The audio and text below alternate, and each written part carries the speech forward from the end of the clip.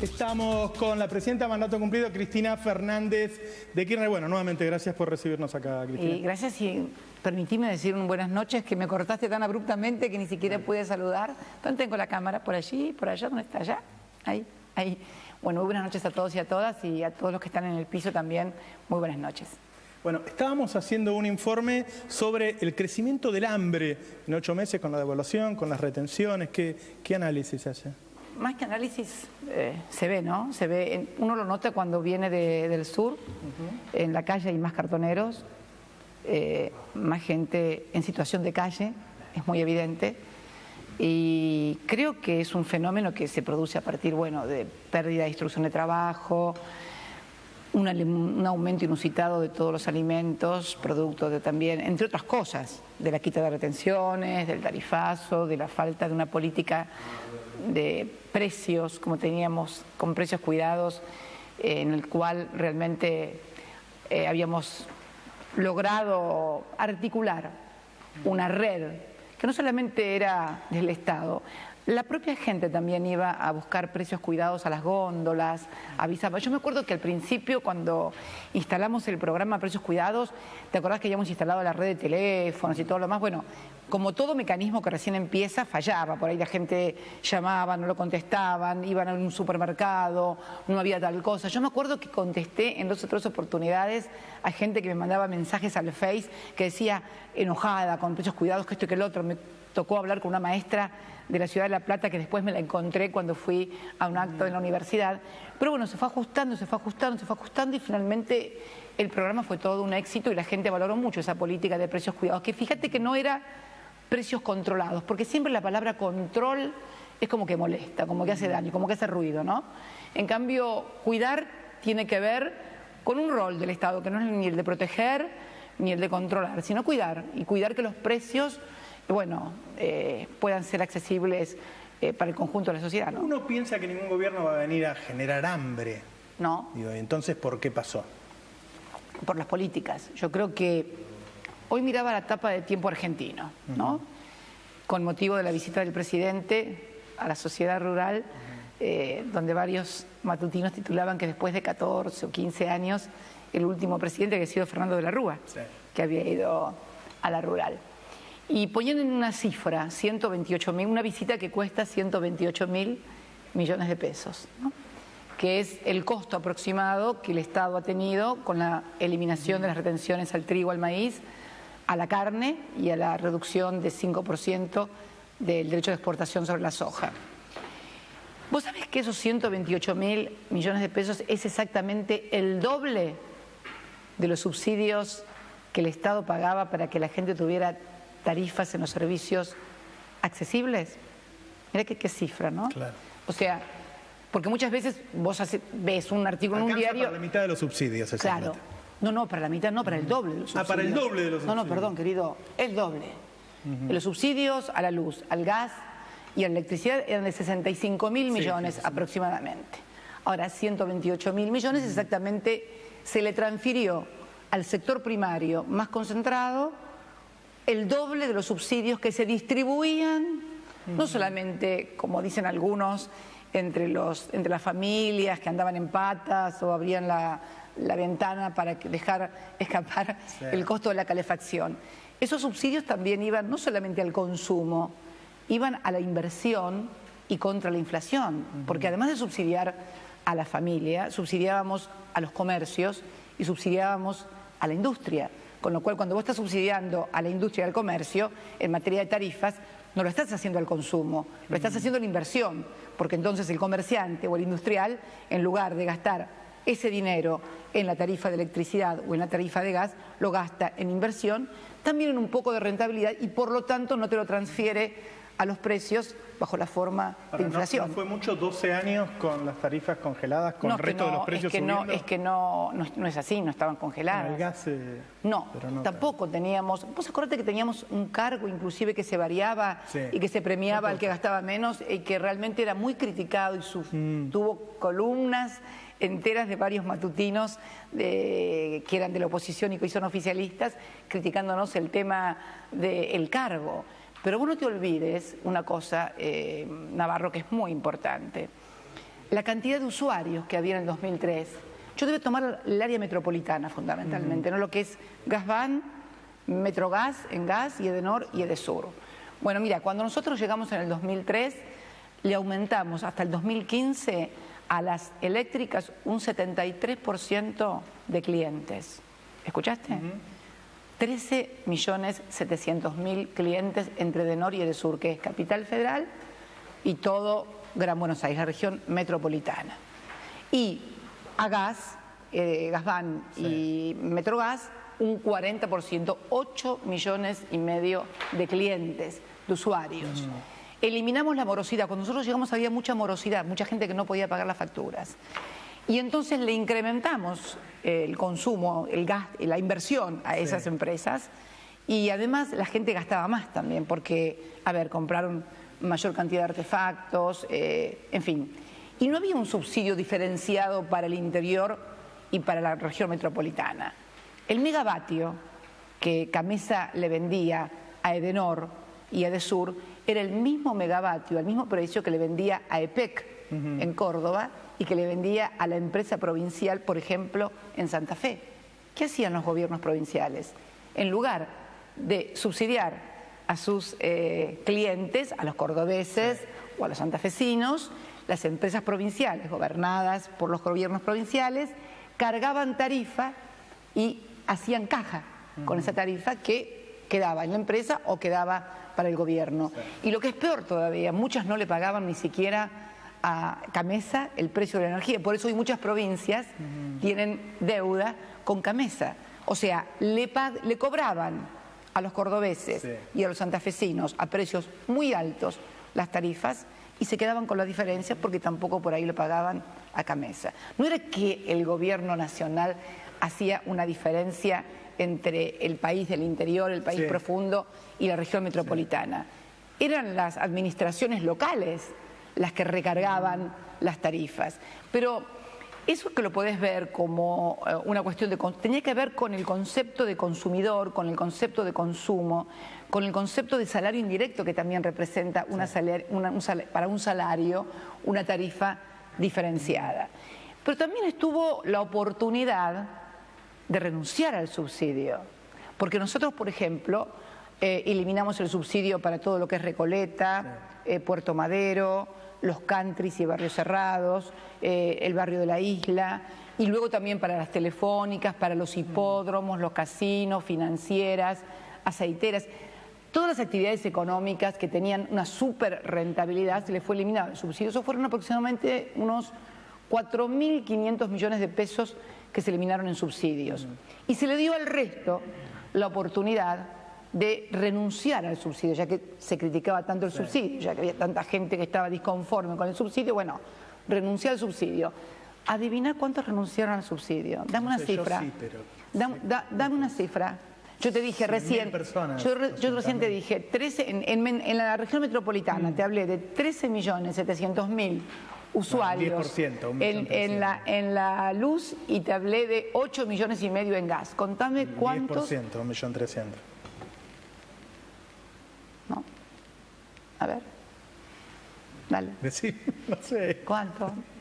33.200 personas. Entre ellas, igual yo creo que es una potestad del Estado. Entre ellas mi madre y mi hermana, que son jubiladas, que viven en la misma casa de siempre, en La Plata, y que renunciaron. A ver, yo creo que se creó un sentido común porque el subsidio era también una política destinada fundamentalmente a orientar mayor plata al consumo, a mayor inversión también. Muchas veces charlando con el ministro de Economía y con otros colaboradores, con el ministro de Planificación, hablábamos, por ejemplo, si se le podía sacar el subsidio a Aluar, Guatechín, por ejemplo, que son mega empresas. Y vos fíjate que, por ejemplo, Axel era el representante del Estado en el directorio de Techín y teníamos otro representante también en el directorio de Aluar, y hacíamos los cálculos y nosotros decíamos que si tenían que pagar la tarifa plana sin subsidio, iban a tener serios problemas de rentabilidad y podría ocasionar despidos por parte de esas empresas. O sea, los subsidios estaban dirigidos también a la industria y al comercio como una manera de alentar la inversión, de sostener el empleo y, bueno, y en cierta manera mantener rentabilidad a partir de ahí también. Por lo tanto, concebir al subsidio como una política únicamente direccionada hacia el consumo de la gente es equivocado. La mayor parte iba también a subsidio a los comercios y a subsidio a la industria, porque había una política de industrialización en el país y de mantener la actividad económica y el consumo. Y además porque somos capitalistas. Yo no entiendo estos capitalistas que no quieren que haya consumo. Si por algo alguien quiere ser capitalista y vivir en un mundo capitalista, es para consumir, para pasar hambre y ser infeliz, nadie. La noticia de estos días fue que en mayo se perdieron 40.000 empleos. Van 180.000 en total desde que está el gobierno de Cambiemos, pero los 40.000 de mayo impactaron de los formales. Incluso de los formales, los números que da la fecha. Es que yo creo que en realidad es mucho más la destrucción de trabajo informal que el del formal. Y vos vas a ver que al cabo del tiempo esa destrucción del trabajo no registrado, del trabajo informal, la eliminación de la changa. En la provincia de Buenos Aires, por ejemplo, en el conurbano desaparecieron las changas. Y vos dirás, ¿qué es la changa? Y la changa es lo que mantiene el motor de la economía también. Porque la informalidad, que siempre en Argentina llegó a estar en un 50 y pico % y nosotros le redujimos a un 32%, bueno, ese trabajo informal que se ha destruido no ha sido cuantificado. ¿Y sabés dónde va a terminar impactando todavía mucho más? En el trabajo registrado. Eso se va a notar más en el último trimestre y el año que viene. Porque todo ese trabajo informal no registrado, ese que hacía trabajos de jardinería, de pintura, de albañilería, de changas, de una plomería, cambiar las chapas, una manicura, una peluquera, el trabajo todo informal, era el que alimentaba el comercio del barrio, que era el que compraba el producto terminado de la industria, porque es todo un eslabón, una cadena. Y cuando vos rompés alguno de los eslabones de la cadena, como el mecanismo de una relojería, en algún momento el reloj deja de andar. Y vos no te das cuenta primero, porque los invisibles, que son los no registrados, que son los que primero lo sufren, después terminan provocando la eliminación de los trabajos registrados, que es lo que se comenzó a notar ahora, y yo creo que se va a notar más todavía más adelante. Desgraciadamente. ¿Va a crecer el desempleo? Y sí, porque se está rediseñando la economía. A ver. Cuando vos rediseñás la economía, rediseñás la sociedad, en definitiva, también. Ese titular del diario Tiempo de hoy no es únicamente, a ver, vamos a transferir tantos miles de millones de pesos al sector primario. Esos miles de millones que vos dejaste de transferir, transferiste al sector primario, lo dejó de percibir otro sector. Por ejemplo, el industrial, el comercial, el de consumo. Entonces pasa a una reprimarización de las exportaciones. Si hay menos industrias y hay menos comercios, va a haber menos trabajo registrado, va a haber mayor desocupación. Es el rediseño de una sociedad que nosotros queríamos industrial, que la queríamos capitalista, que la queríamos consumiendo, y bueno, donde parece que lo que hay que reducir es el consumo, porque molesta el consumo y porque además muchas veces ese modelo de sociedad necesita precarización laboral, o sea, con una ocupación como teníamos nosotros de 5.9, que fue el registro más bajo que alcanzamos, es evidente que es muy difícil negociar salarios a la baja. No vamos a decir que Macri no es capitalista. Mirá, yo creo que ser capitalista no es tener plata. Se puede tener plata y no tener prácticas capitalistas. Noam Chomsky lo explica muy bien. Y bueno, hay sectores que piensan que, por ejemplo, los sectores primarios son los que impulsan y dinamizan la economía y que no es el sector industrial, que no es el sector comercial, que no es el sector científico generando con nuevas tecnologías mayores puestos de trabajo y mayor calificados. Me parece que hay un modelo de país que me huele más a un modelo antiguo, donde hay que tener muchos saldos exportables, un modelo agroexportador fundamentalmente. Entonces, cuanto menos consumo interno haya, mejor, porque puede exportar más trigo a precio internacional, porque acá no me lo van a poder pagar a precio internacional. Se ganan elecciones, Cristina.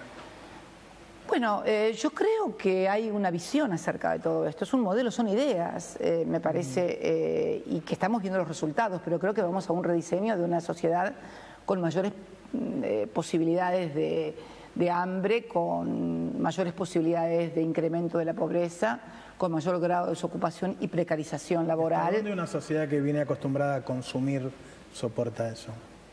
Bueno, eso lo decide la sociedad, no lo decidimos ni vos ni yo. Eso lo decide la sociedad. Ellos dicen que están haciendo un sinceramiento, es decir, que vivíamos en una burbuja, que se consumía de más, había mucho déficit fiscal. Es cierto que había bastante déficit fiscal. No, a ver, ahora hay mucho más déficit fiscal. Bueno, sí, eso está claro. Eso no quiere decir que el otro fuera bajo. Había déficit fiscal. El índice de Todesca dio finalmente 0,9 el año pasado de déficit en una economía con estrangulamiento en el sector externo, porque producto de la industrialización siempre ha habido en la Argentina mucha tensión cuando se producen proyectos y procesos de fuerte industrialización o reindustrialización, porque la reindustrialización te exige la importación de bienes de capital, porque no hemos alcanzado un grado de desarrollo tecnológico.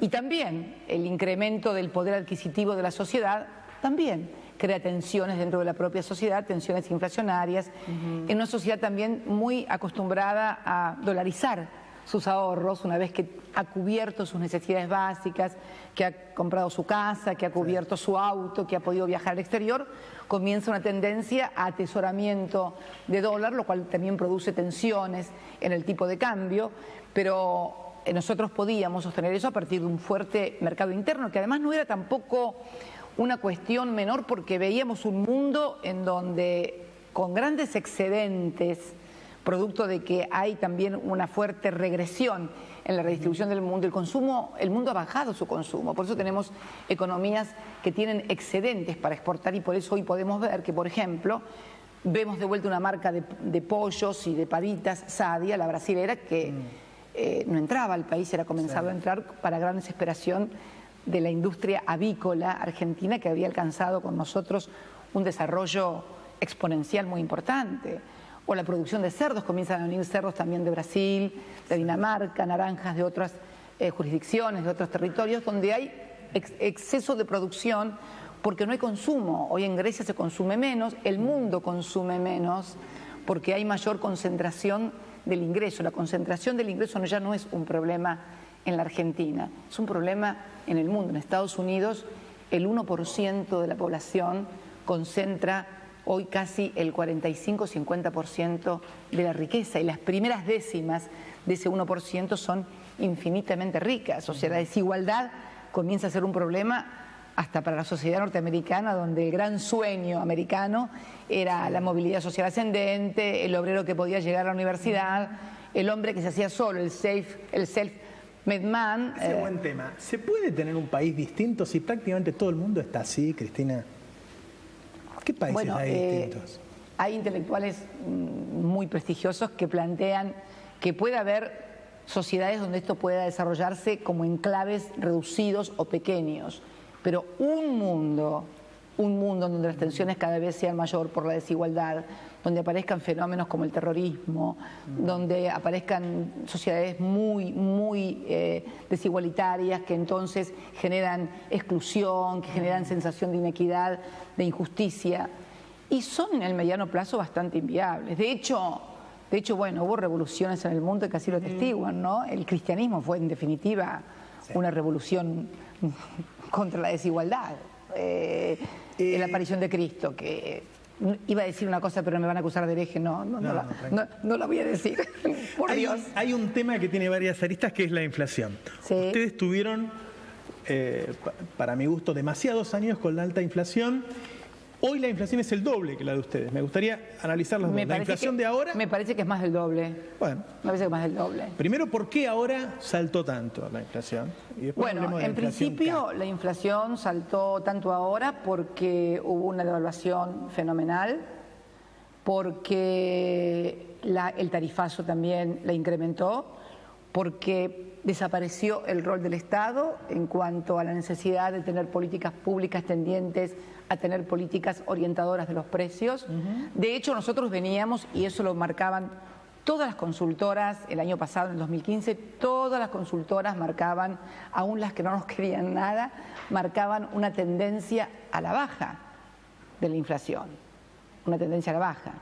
Y bueno, y de repente... 10 años de alta inflación tuvieron. No. Yo creo que... 2007... Yo creo, discúlpame, Navarro, pero ahí voy a tener una diferencia con vos. No hay problema. Yo creo que la inflación que decían en la inflación Congreso o que decían las consultoras, no era real. No tenía nada que ver, porque si no, no hubiéramos tenido el poder adquisitivo que tenían los trabajadores. Los salarios subían por arriba de la inflación. Los salarios subían por arriba, pero la inflación no era de 20. muy por arriba de la inflación. La inflación era producto de esa tensión que siempre hubo en la Argentina cuando se produce un consumo y la inversión no acompaña el consumo. En la vieja discusión, que no es de ahora, sino viene de los clásicos de la economía, si era necesario primero que hubiera inversión para que hubiera después consumo. Bueno, yo no creo en eso. Yo creo que nadie invierte si no tiene asegurado el consumo. ¿Vos invertirías en abriendo un restaurante hoy? ¿Hoy abrirías un restaurante?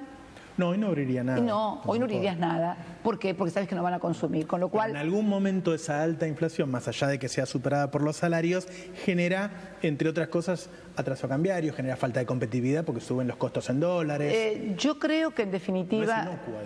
No, es que en economía no es inocuo, no hay una sociedad perfecta en la economía en la cual vos puedes decir, esta economía funciona en forma perfecta, sobre todo cuando sos una economía en un mundo donde tenés economías como la del dólar, que es una moneda dominante, donde emiten y transmiten su inflación a todo el mundo. O sea, no vivís en un mundo perfecto, por lo tanto no puedes tener un país perfecto y una economía perfecta, sobre todo viniendo de donde veníamos nosotros.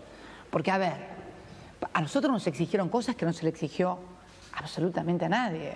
Nosotros recibimos un país en el año 2003 con el mayor default de la historia soberano, 160% de endeudamiento externo, con 2 dígitos de desocupación, con 54% de pobreza, con un país donde el índice de Gini andaba rozando los 5 puntos, y de repente entregamos un país funcionando, un país con el índice de Gini más bajo de toda la serie, con un índice de desocupación del 5.9, con un déficit del 1.9 números oficiales, con una inflación a la baja.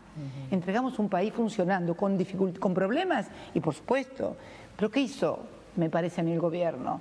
Profundizó los problemas que había y arruinó las cosas buenas que tenía. Por ahora sí. Esto es la fotografía que hoy uno ve.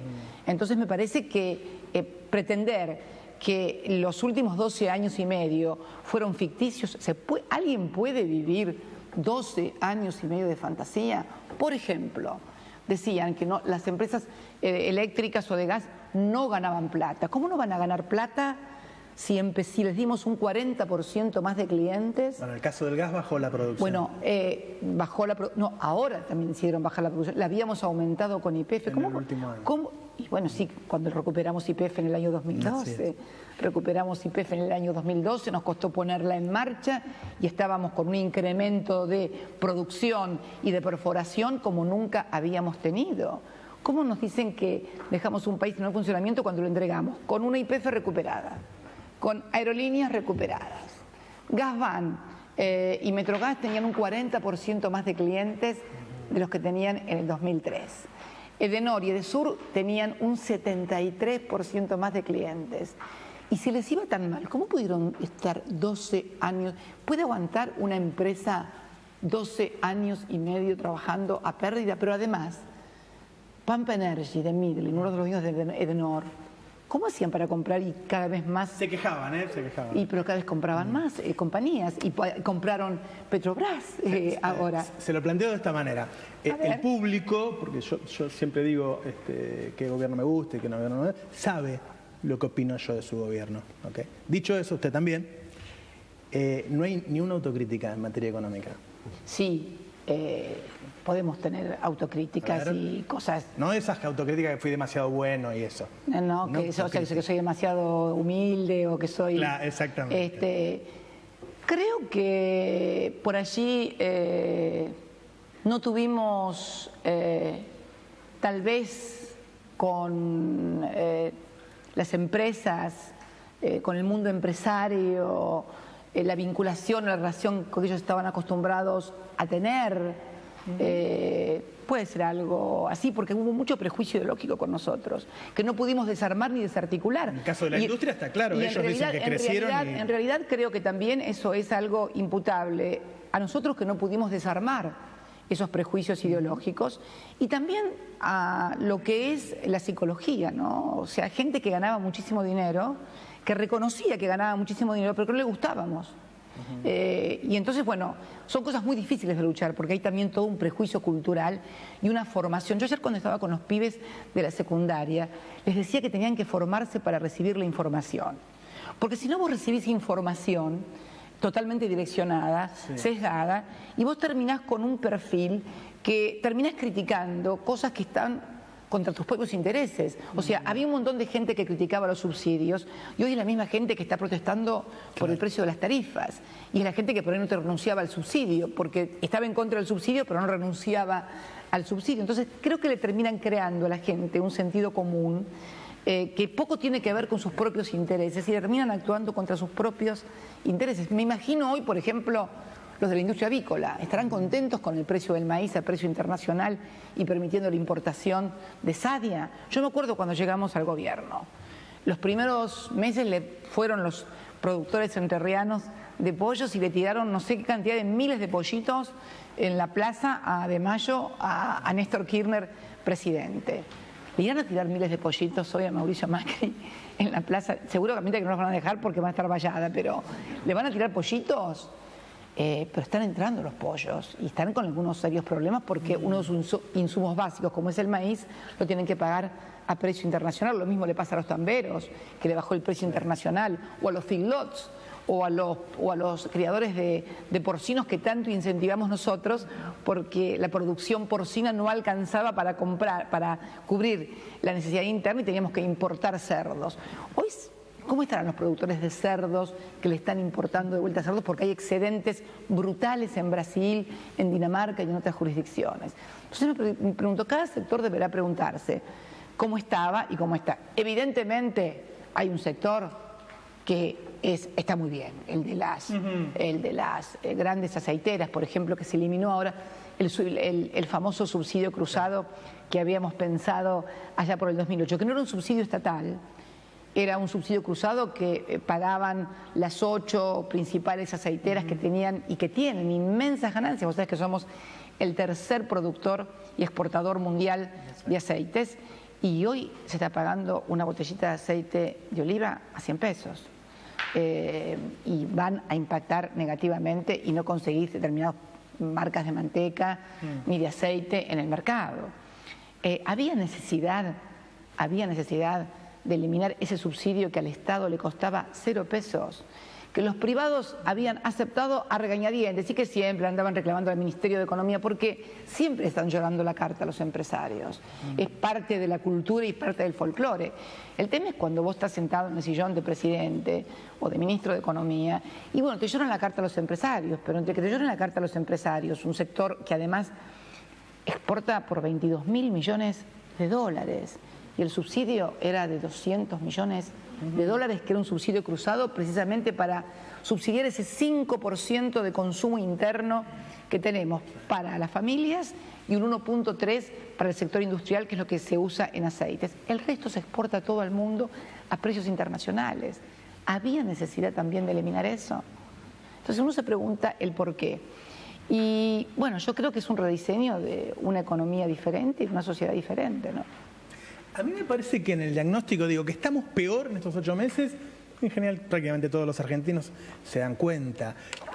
Hay una parte de la sociedad que piensa que es por lo que hace Macri, y hay otra parte de la sociedad por la pesada herencia, que piensa por la pesada herencia, porque se la robaron todo, por culpa de ustedes. Bueno, ¿qué le contesta a esas dos cosas?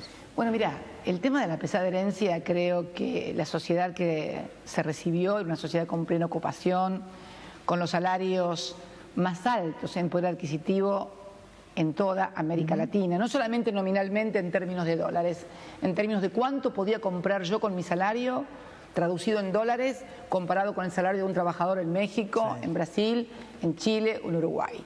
Teníamos el 97% de cobertura del sector previsional. Cuando vinimos al país teníamos las AFJP con 12.000 millones de dólares de comisión, recuperamos la administración de los recursos de los trabajadores, paritarias libres, una cobertura también importante en materia educativa, creación de 19 universidades, acceso a las universidades, el plan de obras públicas más importante del que se tenga memoria, 107.000 millones de dólares se invirtieron en obra pública desde el 2003 al 2015 contra 18.000 millones del año 1998 al 2002, 12 años contra 12 años.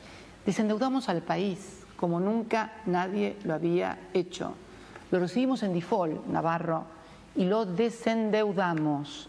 Solamente era el 11%, cuando nosotros dejamos el gobierno, los argentinos, tanto en el sector público como en el sector privado, debían únicamente en moneda extranjera el 11%. Entonces, si además de hacer todo eso, dicen que es por lo que se robó el gobierno anterior, sí, entonces me parece que más que perseguirnos judicialmente deberían darnos un premio Nobel de Economía, porque si además de hacer todo eso, sí, además de hacer todo eso, de lograr buenos salarios, un sistema jubilatorio excepcional, computadoras para los chicos, pagar la deuda que nos dejaron otros, lograr hacer obra pública por 107.000 millones, que se puede ver además. Terminamos obras de infraestructura energética por más de 25.000 millones de dólares, terminamos Atucha, terminamos Yacyretá, que era el famoso monumento de la corrupción que nadie nunca podía terminar, terminamos rutas que habían sido reclamadas por toda la gente, como la Ruta 14, la autovía Rosario-Córdoba, la Ruta 40, miles de escuelas, miles de viviendas, y además de todo eso, también... Bueno, ver, es la culpa de lo que... Los 9 palos de López uno supone que se los habrá afanado. Bueno, no, sí, pero eso no es el Estado, porque nadie puede ir al Estado y agarrar 9 millones de dólares y llevárselo de ningún lado. Eso hay que investigar a los empresarios. Por eso cuando pasó ese episodio terrible, traumático, yo pedí que investigaran, y fundamentalmente eran comenzados a aparecer empresarios.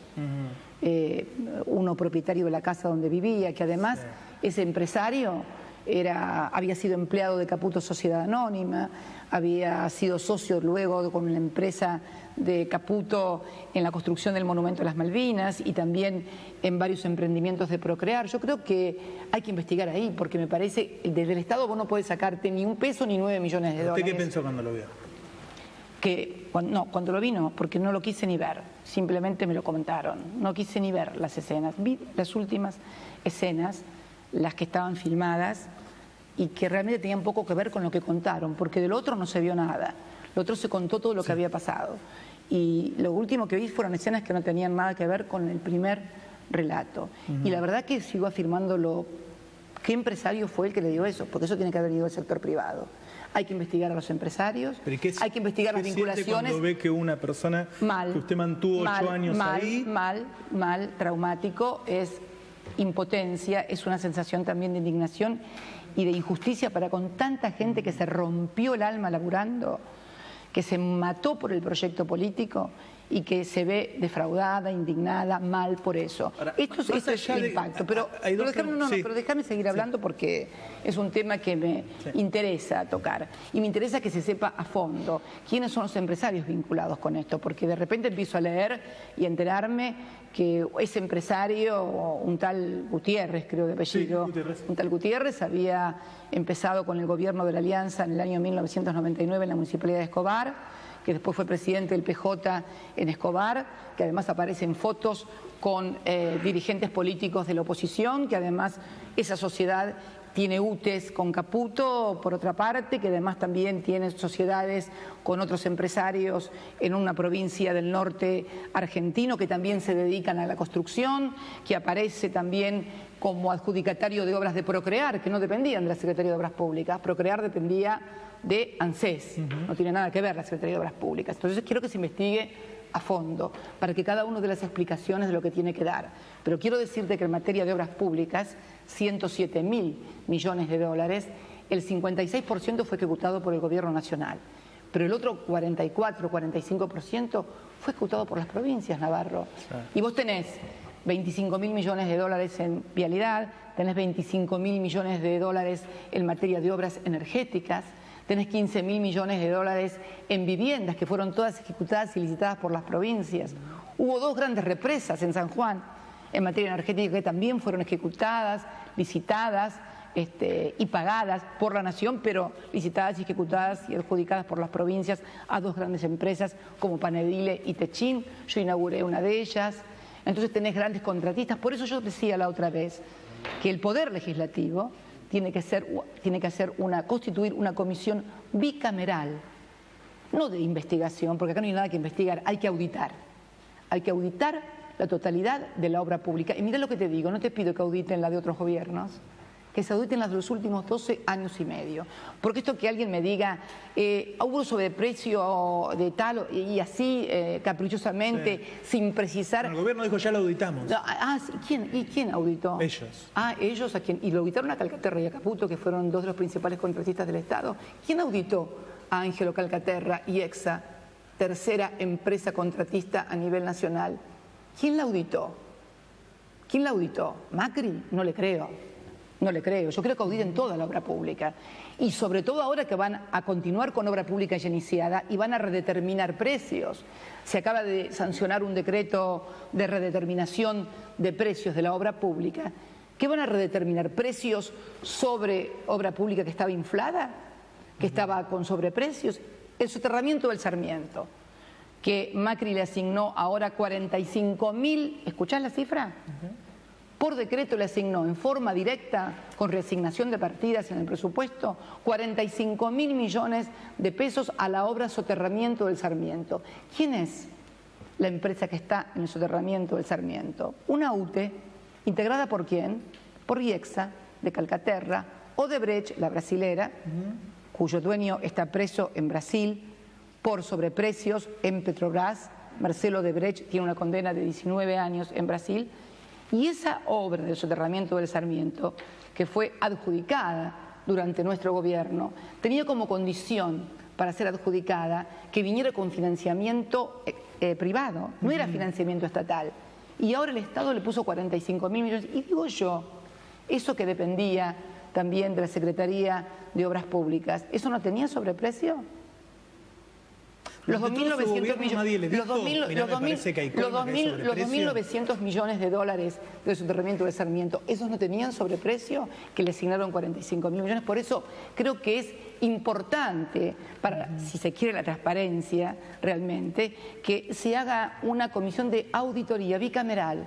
Es muy simple, pero no hecha por el gobierno, hecha por universidades públicas y privadas, por ejemplo, argentinas. Tampoco confío en las consultoras externas, que tienen fuertes vínculos con empresas y que pueden muchas veces querer perjudicar a una empresa para favorecer a otras empresas. ¿Usted está tranquila que no daría sobreprecios? A mí me interesaría mucho, que universidades públicas y privadas argentinas conformaran una suerte de UTE de auditoría y pudieran auditar los 107.000 millones de obra pública. ¿Qué encontrarían? No sé.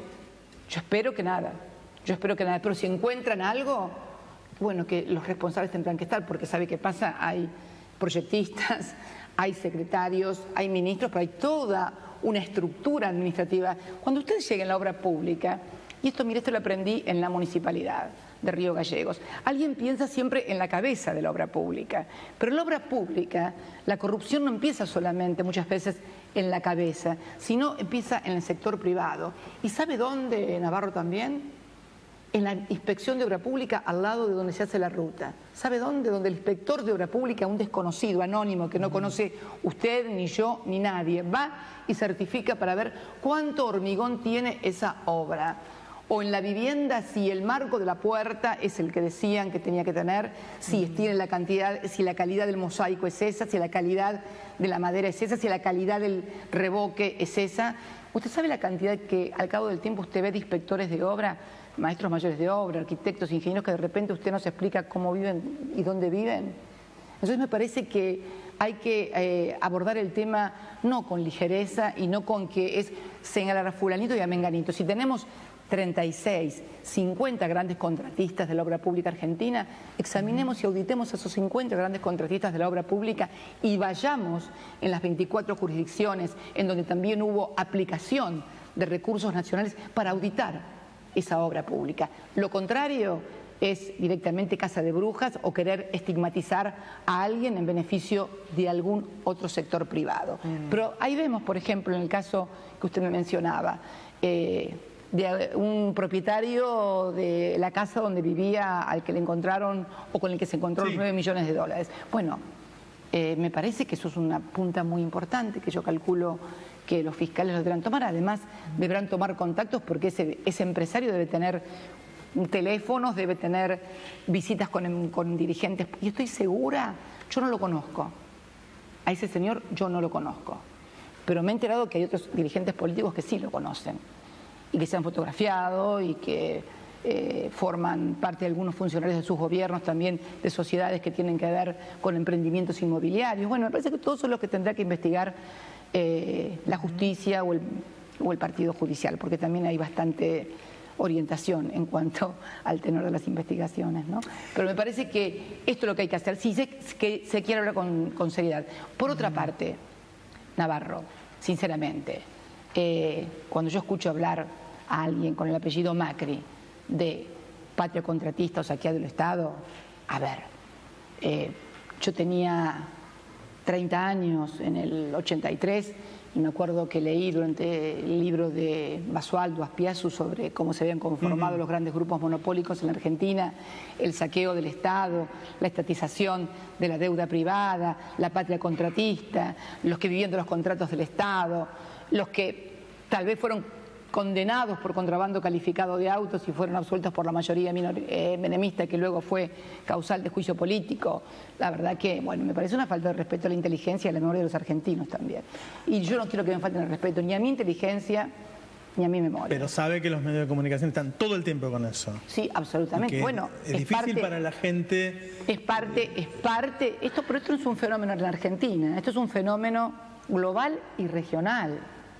Me parece que la articulación mediática judicial, en realidad el juicio no se produce en el juzgado, el juicio se produce en los medios, no lo lleva adelante el doctor o el magistrado fulanito, el fiscal menganito y el secretario perenganito, lo llevan adelante un señor que se sienta frente a la cámara de televisión y dice tal o cual cosa como verdad sacrosanta que nadie puede discutirlo, y por supuesto esto después es apoyado desde los medios de comunicación, desde un bombardeo mediático formidable y también una pata que es el partido judicial. Esta articulación se vio en Brasil y se vio y se ve aquí en la Argentina. No es una idea o un pensamiento mío. Le cambio de tema.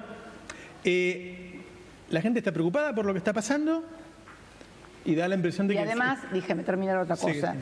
Y además me parece que todo esto sirve también para distraer la atención.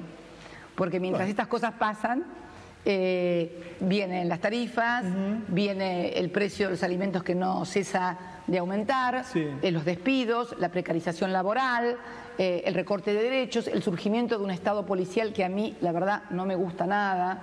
Hoy estaba mirando en la red que alguien desde unas consultoras denunciaban que le habían hecho ofertas desde el gobierno para que pudieran controlar a los argentinos. Me parece peligroso que desde el Ministerio de Seguridad se arme toda una conferencia de prensa por dos chicos que encontraron que merecerán su castigo y que ya se lo van a dar los padres seguramente con la calificación que le dieron, pero plantear una conferencia de prensa como si hubiéramos encontrado una célula del ISIS, cuando en realidad lo que encontramos fueron, como lo voy a definir como lo hicieron sus padres o sus madres, dos estúpidos, y una madre que lo definió un poco más duramente, pero que no lo voy a decir porque estamos en televisión, y hacer una conferencia de prensa, o lo que pasó el otro día, donde llevaron preso a uno con esta modalidad nueva de casco, chaleco y demás, porque parece que le habían encontrado el arma con el que habían matado a los narcotraficantes de Unicenter, y después hizo una pericia, una nueva pericia que desmintió la pericia anterior.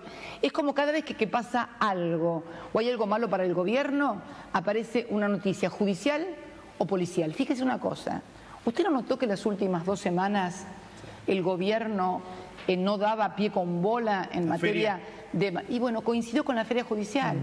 Vino la feria judicial y el gobierno, que tuvo que salir a dar explicaciones de sus políticas, hizo agua por los 4 costados.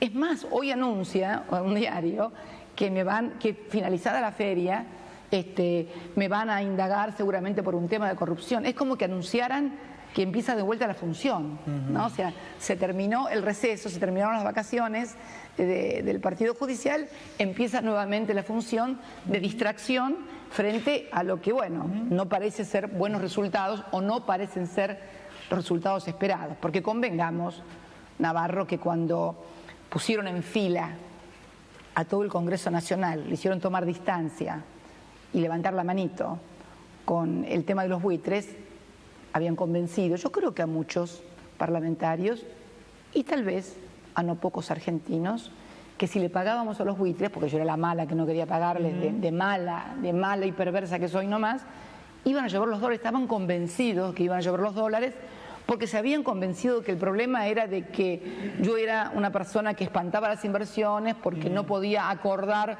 con los buitres y demás. Bueno, acordaron con los buitres y ¿qué pasó? Nada. Nothing, miente. Vamos al Congreso, te lo digo. Porque la gente dice, bueno, sí, Macri nos está empobreciendo a todos, pero ¿quién lo frena? Si están todos divididos. ¿Qué pasa con eso? No, bueno, yo creo que este es un tema, una deuda de las instituciones con la sociedad, ¿no? Porque lo que vos señalás y lo que señala una parte de la sociedad, creo que es cierto. Macri tiene minoría en ambas cámaras. Tiene minoría en el Senado, muy marcada, y tiene minoría en diputados, menos marcada, y tiene lo que podríamos denominar una cuasi oposición. Así, viste, como hay un cuasi déficit fiscal, hay también una cuasi oposición, que no termina siendo oficialismo, pero que tampoco termina siendo oposición. Y funge muchas veces como una pata auxiliar frente a momentos difíciles del oficialismo. Bueno, esto es una respuesta que van a tener que dar, yo creo que en el tiempo, ¿no? Por ejemplo, hoy leía la columna de un prestigioso periodista acerca de lo que es la destrucción del sistema previsional en la ley de blanqueo, ¿no? Y bueno, yo creo que alguien va a tener que dar cuenta de la destrucción de ese sistema previsional, porque tuvimos un sistema previsional que funcionó y funcionó muy bien a partir de que recuperamos la CFJP y a partir de que hicimos inclusión a través de las moratorias previsionales. Bueno, cada uno tendrá que dar cuentas de cuál ha sido el rol que ha cumplido en esta historia, me parece. A mí me parece que por lo menos en el último mes empezaron más críticas. Sí, porque, ¿sabes por qué empezaron más críticas? Porque hay mucha especulación en esto. Entonces dicen, si uno se oponía al gobierno, por ahí quedaba mal, no tenía espacio en los medios te criticaban y demás. Y entonces cuando empieza a haber un poco de tensión en la sociedad, en críticas en la sociedad, un posicionamiento, pero me parece que no es la manera de... Yo por lo menos nunca creí en esa forma. ¿Pero existe la posibilidad de que se una el peronismo? Mira, yo creo que lo que es, yo creo que lo que es importante, yo creo que lo que es importante, más acá ya hablar de siglas o de partidos, es el de construir una mayoría, construir una nueva mayoría que pueda tener puntos de contacto y bueno, pueda hacer frente a... No tengo vocación de oposición, porque en realidad la gente dice, alguien tiene que hacer oposición. No hay que hacer oposición. Hay que plantear un modelo alternativo a partir de la construcción de una nueva mayoría que se dé en el Parlamento. Que cuando venga un proyecto del Poder Ejecutivo proponiendo un disparate, digan, no, mire, creemos que esto es la solución, que no viene por este lado, que viene por este otro. ¿Incluye a todos o excluye a alguien? No, yo nunca excluyo a nadie. Yo incluyo a todos los que tengan puntos de... Lo dije ayer en el encuentro del plenario de los chicos. Vos fíjate qué ejemplo dieron los pibes de 13, 14, 15, 16 años de los secundarios. Vos viste lo que pasó con el boleto estudiantil. Sí. Durante el año pasado, la legislatura de la provincia de Buenos Aires había sancionado una ley de boleto estudiantil gratuito, pero que había que reglamentarlo. Scioli no alcanzó a reglamentarlo y lo tenían que reglamentar las nuevas autoridades de la provincia. Se negaban a reglamentarlo, porque decían que era un gasto, no querían instrumentarlo. Hubo una gran movilización estudiantil que unió a todos, los hubo desde los más izquierda de los secundarios hasta los que dicen ser los secundarios de Perón, ¿no? O sea, de todo. Y juntos, a partir de la movilización y de la participación, lograron la reglamentación y hoy hay boleto estudiantil en la provincia de Buenos Aires. Falta liderazgo. Pero entonces... No es nada más que somos todos iguales. Bueno, contame, ¿quiénes eran los líderes de esa cuenta de los Bueno, cruces? pero es una secundaria. Ay, es una secundaria y son chicos de 14 años. ¿Y cómo puede ser? Para Macri hace falta un líder opositor. Pero, Navarro, ¿cómo puede ser que pibes de 14 años, 15 años y 16 años logren que la gobernadora de la provincia de Buenos Aires reglamente el boleto estudiantil? Y los sindicalistas que hace 20, 30, 40 años que están en cada sindicato, y los senadores y diputados que algunos ya van por el tercer y cuarto mandato, no puedan lograr cambiarle una política al gobierno. A ver, ¿vos por qué crees que es? ¿Porque le falta, porque los chicos son unos genios y los otros son unos brutos? ¿O porque los pibes fueron realmente por los intereses de ellos y nada les pudo torcer la voluntad? Y los otros están pensando cómo me va a ir, si voy a ser diputado, presidente, senador, si me mandan un carpetazo o no me mandan un carpetazo. Entonces, me parece que hay que comenzar a llamar a las cosas por su nombre. No puede ser que pibes de 15, 16 años consigan un objetivo y gente que ha dedicado su vida al sindicato, su vida a la política, que son senadores, exgobernadores, no puedan lograr cambiar una política que se visualiza como equivocada por el conjunto de la población. A ver, un ministro político del PRO me dice, nosotros sí, vamos a perder votos, en el 2017 podemos sacar 32, 33%, pero con eso ganamos porque va a estar dividida la oposición entre el Frente Renovador, un área del PJ, otra área del PJ. ¿Vos me querés hablar de internismo? ¿Vos me querés hablar de interna? No, sí, te veo la intención de irme. La gente quiere saber quién va a frenar a Macri. Me parece porque si no somos todos, criticamos de afuera, nadie se pone... No. Me parece que el tema de frenar es como... No me parece que sea eso lo que quiere la gente. La gente quiere una alternativa frente a cada propuesta. Me parece que esto es fundamentalmente y que obviamente... Este tema del tarifazo, sí. ¿Cómo no pudo ser parado desde el Parlamento? ¿Cómo no pudo haber una ley? ¿Y cómo el gobierno además no retrocede? ¿Por qué hay que salir a pararlo? Cuando yo tuve el conflicto, mi gobierno tuvo el conflicto en el año 2008 con las patronales rurales. Sí. Gran conflicto, gran conflicto. Que en eso debo decir que hay mucho más conciencia de clase en los sectores que más tienen, sí, que en los que menos tienen y fundamentalmente en las clases medias. Sí. Nos pararon el país, nos boicotearon, nos tiraron alimentos, cortaron las rutas.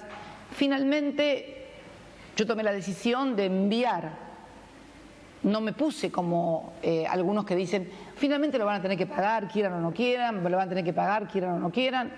Finalmente tomé la decisión de enviarlo al Congreso, porque no me considero muy democrática, bueno, no lo puedo resolver yo, evidentemente del Poder Ejecutivo, vamos a pasarlo al Parlamento. El Parlamento resolvió, con el resultado que ya sabemos después del voto no positivo, y yo acaté la voluntad del Parlamento.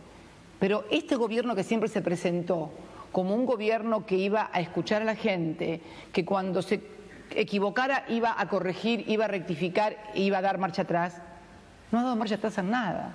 Es más, sigue con el tarifazo para adelante y bueno, y se revela que es exactamente lo contrario a lo que hicimos nosotros. Bueno, pero por eso te estoy diciendo, el Parlamento debería haber tomado, hay muchos proyectos que no han podido ser tratados, diputados de nuestro espacio político han presentado proyectos para parar el tarifazo, finalmente lo hizo una Cámara Federal en la ciudad de La Plata, pero la verdad es que estuvo la parte política institucional, el Parlamento, estuvo ausente. Es cierto, la oposición en su conjunto estuvo ausente de esto y creo que es un gran vacío. No sé si hubiera pasado lo mismo si hubiera sido mi gobierno. ¿Vos qué crees que hubiera pasado si hubiera sido mi gobierno? ¿Vos no crees que se hubiera juntado toda la oposición, como en algún momento fue el Grupo A, ¿no? Como hubiera sido el Grupo A y hubieran sacado una ley? Bueno, creo que estas son cosas que no me tenés que preguntar a mí. Se lo tenés que preguntar un día, se lo tenés que preguntar acá a otros dirigentes de la oposición que tienen responsabilidad. Sí, pero a ver, la gente que la sigue a usted está esperando, digo, lo conoce, hay una expectativa, bueno, no sé, ¿va a liderar la oposición? No tengo vocación de oposición, tengo vocación de construcción. De poder. No tengo vocación, nunca tuve vocación de opositora. ¿Será porque Cuando milité en lo institucional, por así decirlo, que fue a partir del periodo democrático del 83 en adelante, fui oposición durante un tiempo, pero luego cuando Néstor ganó la intendencia, siempre, bueno, fui parte del gobierno, o sea, tuve vocación oficialista, vocación de construcción, y me parece que la vocación de construcción no tiene que ver con lo partidario hoy. Me parece que la vocación de construcción es darle al país una oportunidad de que no se pierda todo lo que se construyó en 12 años y medio. Yo te digo, como argentina, he sido 2 veces diputada provincial, 2 veces senadora nacional, 1 vez diputada nacional y 2 veces presidenta de la República Argentina, la primera mujer. La última vez con casi el 55% de los votos, solamente Perón sacó más votos que yo. ¿Mi vocación vos te parece que es la de un cargo o mi vocación tiene que ser la de ayudar a la construcción de un país en donde no se pierda lo que hemos logrado? Que no nos vuelvan a endeudar hasta por acá para estar dentro de 10 años o 15, igual o peor que lo que estábamos cuando Néstor vino en 2003. No, ¿por qué todo tiene que pasar necesariamente por un cargo institucional? No me parece que tenga que ser así. ¿Por qué no planteamos formas novedosas de construcción política y de liderazgos políticos? A ver, presidente fue de la Rúa también. Hay muchos que se matan por ser presidente. Es un ejemplo extremo, ¿no? Bueno, presidente extremo que obtuvo el 51% de los votos, 50% de los votos. ¿Por qué me está diciendo que descarta ser candidata? No se trata de eso. Me parece que discutir ese tipo de cosas hoy, con esta situación y en estos momentos, me parece una falta de respeto a la gente. Y además también, ¿sabes qué, Navarro? Me acostumbré a no planificar mi vida, y mucho menos la política. Yo era bastante estructuradita y bastante planificadora, pero nunca planifiqué el desarrollo de lo que fui haciendo políticamente en la vida. Y después de lo que me pasó con Néstor, mucho menos. Después de lo que me pasó con él, bueno, me volví menos planificadora que nunca.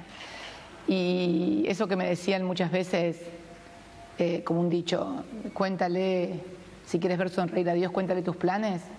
Bueno, después de lo de Néstor me lo tomé muy en serio, así que decidí no planificar nunca más mi vida. Sí creo que tengo una responsabilidad histórica como militante política, no como dirigente, como militante política, la de ayudar a construir una nueva mayoría, que no necesariamente me tiene que tener a mí como protagonista, porque además esto de los egos le hace mucho daño a la política. Y me parece que plantearse hoy que solamente se puede liderar o solamente se puede construir desde un puesto de senador o de presidente, y me parece que no entender las cosas, no entender la historia reciente. A ver, ya te digo, de la Rúa fue presidente y sin embargo nunca lideró nada. No me interesa ese tipo de liderazgo, me interesa ese tipo de vocación. ¿Usted puede cambiar cosas porque era presidenta? Yo creo que no solamente pude cambiar cosas porque era presidenta, creo que pude cambiar cosas porque decidí liderar un proceso de transformación, no porque era presidenta.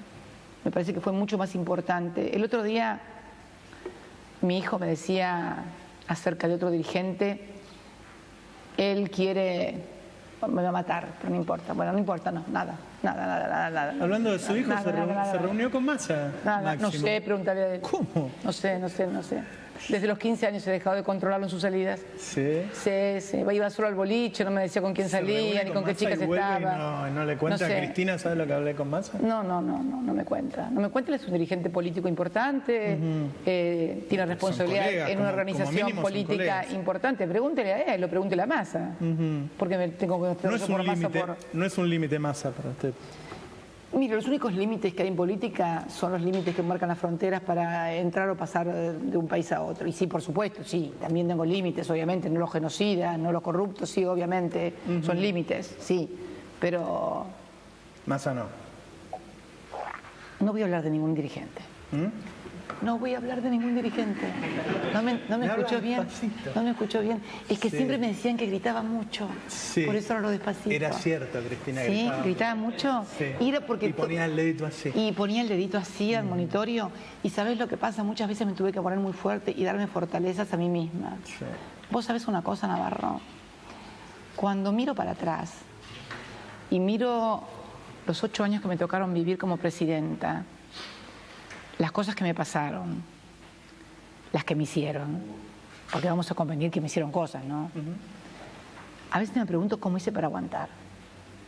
a veces me pregunto de dónde saqué fuerzas para aguantar todas las cosas que me pasaron, en lo personal, hasta en mi salud, y las cosas que me hicieron.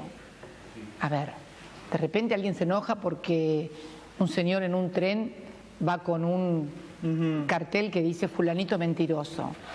Yo vi carteles, y mis hijos vieron carteles en la televisión que decían muerte a la yegua, maten a la yegua o demás.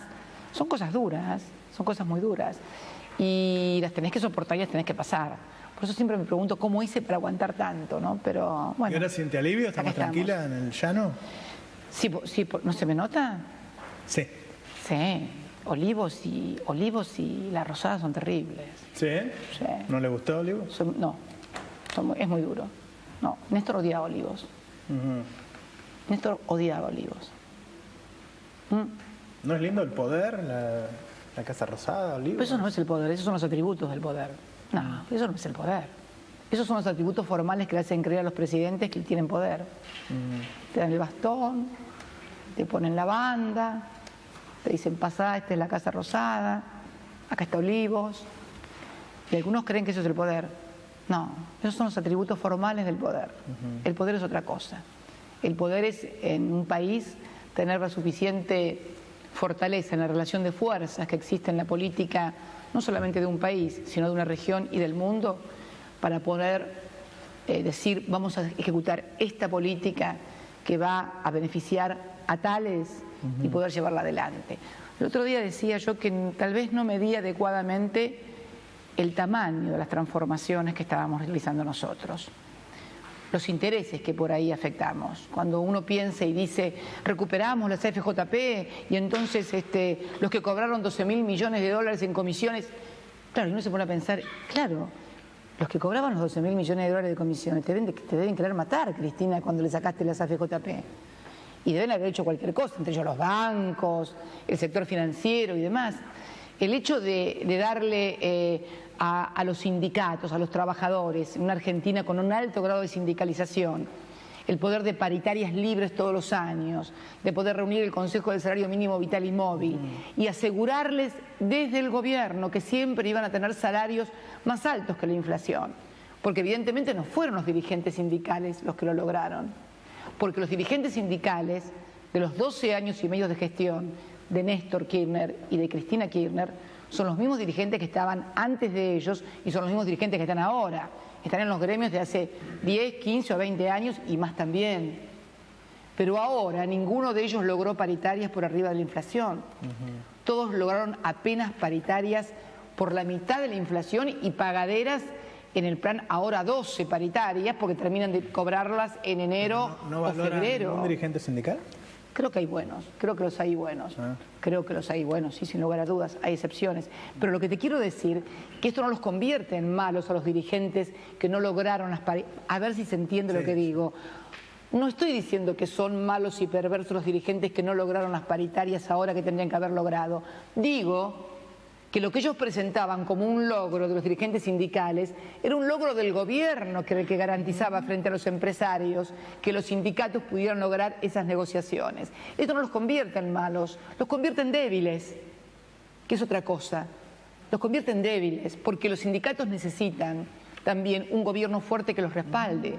Porque en la relación de fuerzas entre capital y trabajo, lo más débil es el trabajo. Si además de ser lo más débil es el trabajo, tiene un Estado que en lugar de ponerse del lado del trabajo, se pone del lado del capital, bueno, ese sindicalista por ahí no es que sea malo, ese sindicalista por ahí es que no tiene la fuerza suficiente o tiene compromisos también con los empresarios o tiene temores a un carpetazo, porque lo que estoy diciendo yo lo hemos leído en letras de molde anunciados por editorialistas o periodistas que decían tal sindicalista no dice tal cosa porque le van a dar un carpetazo o tal dirigente político no dice tal cosa porque la auditoría de tal lugar no le da bien. Estas cosas las podemos leer todos los días en los medios. Entonces me pregunto, ¿qué pasa? Que en 12 años y medio tuvimos paritarias libres y salarios por encima de la inflación. Obviamente, los empresarios no debían estar contentos cuando yo iba cada vez que terminaba la negociación paritaria al Ministerio de Trabajo y se anunciaba la conformación del salario mínimo vital y móvil, y después cada paritaria libre establecía aumentos por arriba de la inflación. Entonces, quiere decir que había un Estado que permitía estas políticas públicas. Ahora los trabajadores o los dirigentes sindicales que nos hacían huelga a nosotros por el impuesto a los salarios altos, a los altos ingresos, hoy no le hacen huelga cuando tienen la mitad del salario. Están hablando de hacer un paro. Sí, bueno, pero hace 8 meses que empezó. Sí, pero nunca pasó lo que pasó ahora en materia de poder adquisitivo. En los últimos 12 años y medio siempre se iba un escalón arriba. Siempre se iba un escalón arriba. No estoy llamando al paro. No estoy Eso llamando. parecía. No estoy llamando al paro. Por favor, porque mañana, ya veo el videograph, mañana Cristina convoca al... Bueno, no. Título espero. No quiere que le dé títulos. Ya los digo. No quiere hacer planes para el futuro, pero supongo que sabe lo que va a hacer la semana que viene. Digo, ¿va a ir al conurbano, va a ir al interior, va a caminar? Mire, por lo pronto, ¿viste el lugar donde estamos hoy? Sí. El Instituto Patria.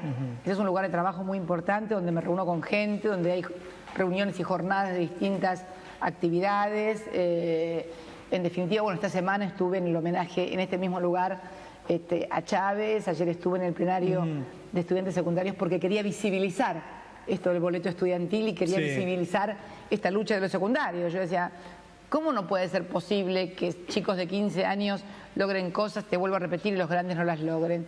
Y me parece que mi deber en todo caso es visibilizar estas cosas y discutir estas cosas y debatir estas cosas y luego, obviamente, reunirme con dirigentes y con no dirigentes y trabajar, estudiar, leer, estar en el Patria, hacer actividad. Tengo también invitaciones para ir al exterior, para ir a Ecuador, por parte del, si me dejan la justicia, el Poder Judicial, el juez me deja ir. ¿Cuándo? Creo que la invitación es para septiembre, en Ecuador. ¿Va a estar más tiempo en Buenos Aires? A mí me gusta mucho el sur. Vemos. Voy, sí, me siento muy bien en el sur. Me siento, es mi lugar, me siento muy bien ahí. Obviamente tenía que venir acá, tengo a mi hija acá, mi nieta acá, tengo que venir a trabajar también acá, repartir mi tiempo, ¿sí? ¿Usted qué quiere saber lo que voy a hacer yo? Sí. ¿Y por qué se lo tengo que contar a usted? Y en cámara. Bueno, en la idea nos pusimos todos acá para hablar de eso. Sí. No, yo no creo que a la gente le interese eso. Sí, no. Sí, porque eso es hacer política, salir a caminar con a la gente le interesa cómo va a llegar a... Escúchame, nene, la berenjena está a 200 pesos el kilo. El kilo de morrón está 130 pesos. Te voy a decir algo. ¿Vos viste mi reportaje con los periodistas extranjeros? Obvio, claro. Bueno, ¿viste la última parte cuando hablo del queso por salud, la Serenísima, que en la anónima de Brown estaba a 280 pesos? Bueno, vine acá el otro día y compramos, yo no fui al supermercado, va la señora que trabaja en casa a comprar, y compró mi queso por salud, la Serenísima, en una cadena de supermercados que no es la anónima, muy conocida de acá, y estaba 118 pesos, fue lo primero que vi, y 540 gramos. Así que imagínate. Si en la cadena y en el disco de Recoleta, que es caro. Y en el disco, no me hagas decir, es maldito. Seguro que fue ahí, ¿dónde me queda ahí al lado? Bueno. 118 pesos. Sí. Fue lo primero que miré, porque me había quedado con la vena así. Entonces digo, a ver, me pregunto, si el secretario de Comercio, que es el que tiene que controlar la política de precios, que es de la familia Brown, que son los dueños de la anónima, es el que me pone la Serenísima a 280 pesos en el Calafate, y las otras cadenas me lo ponen a 118, estamos en el horno, Navarro. Estamos en el horno. Entonces me parece que esas son las cosas que hoy le están interesando a la gente. El churrasco, la comida, la prepaga, que aumentó también una barbaridad porque se han permitido aumentos muy grandes. Nosotros durante nuestra gestión, fundamentalmente en los últimos tiempos, no permitíamos aumentos de más de un dígito y además escalonados. Nunca eran todos juntos. Los colegios también han aumentado, porque obviamente el tarifazo ha sido muy importante y todos además han visto como señales, porque el Estado emite señales también a la sociedad económica, a los actores económicos. Si vos tenés un Estado que despide gente, si vos tenés un Estado que dice que no hay que controlar nada a nadie porque existe el libre mercado, está emitiendo señales y entonces obviamente comienzan los corrimientos en los laboratorios, los precios de los medicamentos. Parte de la crisis que tiene, por ejemplo, el sector tambero, además del precio internacional de la leche, además del precio internacional del maíz, vos sabés que el tambo también tiene mucho producto farmacológico y los productos farmacológicos han aumentado terriblemente. Si a eso le sumás también el tema de la cadena en el supermercado, de lo que le cobran, le pagan al tambero y lo que es el costo final, los costos de los lácteos ha tenido un aumento exponencial que no se condice con lo que le están pagando también al tambero. Siempre fue una tensión permanente esa, pero nunca... A mí me parece que ustedes también tenían un problema ahí, ¿no? Entre lo que ganaba el productor y lo que pagaba la gente. Siempre fue una tensión permanente, pero nunca con el nivel de desfasaje que hoy hay entre el precio en la puerta del tambo y lo que le está costando a la gente la manteca, la leche y los quesos. Nunca un desfasaje tan importante. 4 cadenas de supermercado son los grandes ganadores de este país, se llevan una parte de la renta impresionante y no lo cambió nadie, Cristina. Pero hoy me parece que está un poco más desfasado y yo creo que en definitiva hoy la gente está retornando, aunque te parezca mentira, es una cosa que yo estoy advirtiendo, ya no va tanto al supermercado y termina yendo más al comercio de barrio, de vuelta a la verdulería, porque obtiene, además de financiamiento, precios diferentes a los que tienen las cadenas de supermercados. Te digo que muchas veces encontrás un precio más barato en un mercadito del barrio que en la cadena de supermercados. Hay una parte de la sociedad que tiene expectativas, que sigue teniendo expectativas en el presidente Macri. La esperanza nunca debe perderse. Sí, y hay una parte de la sociedad que está muy desanimada. ¿Sí? Por ahí los que están más cercanos a usted, digo, y parece que todo es mala onda, más en mi programa, ¿no? Donde tratamos de contar todo lo que pasa. Digo, ¿no hay algo bueno para decirle a la sociedad del futuro? Yo creo que lo que se le puede decir de muy bueno a la sociedad es que el futuro es ella, en definitiva, lo que ella decida que va a hacer. Yo me acuerdo cuando Néstor hablaba a la sociedad y les decía que estábamos en el infierno, pero que teníamos que salir y que íbamos a salir. Yo me acuerdo que fueron muy duros los primeros años. Él siempre me dijo a mí que a mí me iban a exigir mucho más que a él, porque como veníamos de una crisis tan terminal como fue la del 2001, como estábamos tan mal en el 2003, a él no se le exigió lo que se le exigió a mis gobiernos. Yo creo que tuve además otro componente que es el componente femenino, ¿no? Me parece que eso también tiene y pesa mucho en la balanza, en una Argentina donde todavía en muchos sectores hay una misoginia con respecto a las mujeres en el poder, ¿no? Pero creo que fundamentalmente la sociedad es la que, lo dije creo que el 9 de diciembre cuando hablé, creo que también lo dije el 13 de abril. ¿Te acuerdas que el 13 de abril yo mencioné la factura de luz y de gas? Nadie hablaba de eso en la Argentina, nadie. A la gente tampoco le importaba porque todavía no le había llegado. Como yo estuve 8 años sentada ahí en la Casa Rosada y no estuve de prestada, y yo escuché y leí las resoluciones del Ministerio de Energía y escuché lo que pasaba y sabía cómo venía, yo sabía que iba a implosionar cuando finalmente le quitaran, porque no solamente le quitaron el subsidio y aumentaron el precio. O sea, 1.300% de aumento, para después decirte, bueno, no, en realidad 1.300 no, te lo dejo en 400. Entonces, vos como sociedad... Ahora, ¿qué expectativa pueden tener los más humildes si tienen un presidente que gobierna para los ricos y una oposición que no hace nada? Pobre gente, digo. Eso es lo que yo digo que usted le diga. Yo creo que la gente finalmente termina organizándose de un modo o de otro modo, como se organizaron los chicos en la provincia de Buenos Aires y fueron a reclamar con participación y movilización la reglamentación del boleto estudiantil y lo obtuvieron.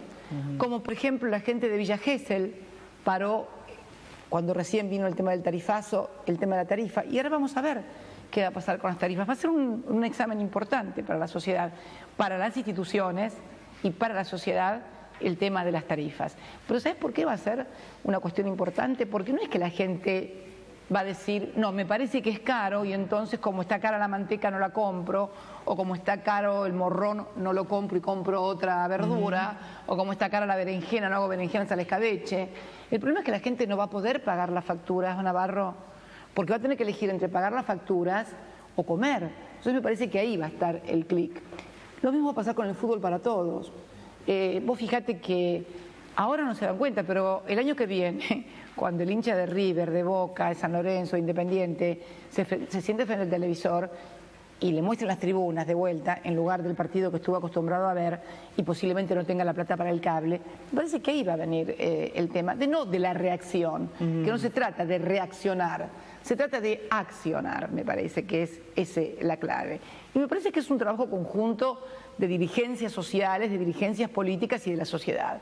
Yo creo que los dirigentes tampoco pueden ir adelante de la gente en una suerte de activación o de activismo sobredimensionado. Eso nunca fue bueno. Y además no conduce a nadie y conduce a hastío de la sociedad frente a un hiperactivismo. Pero me parece que la sociedad también deberá hacerse cargo de la cuota de responsabilidad que le cabe, porque los que están sentados no están sentados por obra del Espíritu Santo. Hubo una decisión de la sociedad. También es cierto que hubo una manipulación de los medios de sociedad que llevaron a confusión a muchos sectores de la sociedad. ¿Las elecciones por los medios? Hubo un punto, mira, creo que el día que nosotros hagamos un análisis en serio, y cuando digo nosotros, digo como los argentinos como sociedad, de cómo se manipuló a la sociedad. Si a la sociedad le dijeron que no iba a haber tarifazo, a la sociedad le dijeron que no iba a haber devaluación, a la sociedad le dijeron que nadie nunca más iba a pagar el impuesto a las ganancias, que iban a eliminar el impuesto a las ganancias, a la sociedad le dijeron que nunca más iban a tener persecución política, pese a que nunca hubo tanta democracia y tanta libertad como en mi gobierno. ¿Vos recordás algún gobierno que en la Argentina se hayan dicho y hecho las cosas que se hicieron durante mis gobiernos sin que nadie fuera molestado? Realmente un grado de libertad absoluta. Bueno, a la gente se le dijo que no iba a haber tarifazo, que no iba a haber devaluación, que nadie iba a pagar impuestos a las ganancias y que además todos iban a ser más felices y que no se le iba a quitar nada a nadie de las cosas que ya tenían, que al contrario, iban a tener esas cosas y que iban a ser todos felices.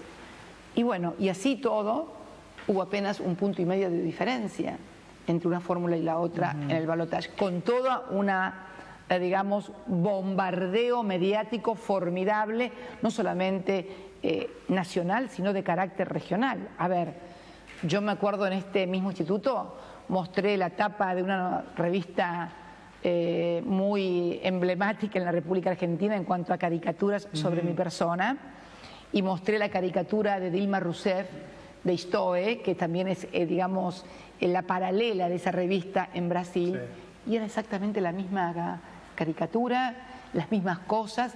A mí me presentaban como una persona con rasgos de histeria y de locura, y a Dilma también, ambas mujeres.